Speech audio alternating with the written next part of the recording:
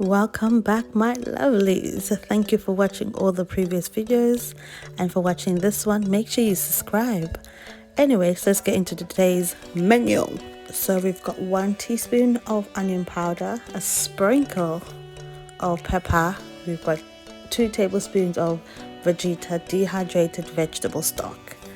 Make sure you mix that thoroughly, or you can buy Vegita in almost any supermarket, just local supermarket. Once you've done mixing, cover it. Do not want cross-contamination. In a separate bowl, you're going to add 1 cup of flour, more Vegita, a sprinkle of pepper, and then some salt. Guys, I only added salt this time because I wanted the extra boost of flavor. Make sure you mix it thoroughly.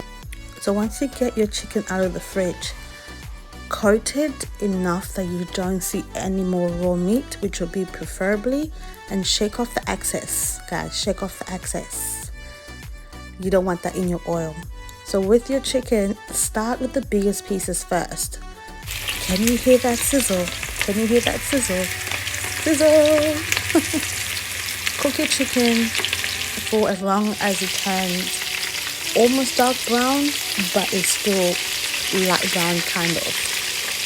But just make sure that just make sure it's cooked. It's cooked and looking like that, and you're very good off. You don't want food poisoning.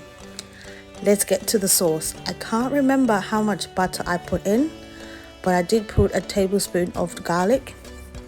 Mix that through. Make sure it cooked off first. What else did I do?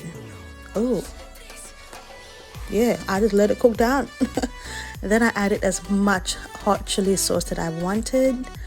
I stirred it until it became combined. When I mean combined, it should look like this. Then I added more garlic. The garlic is optional because I wanted a bit of a garlic hit.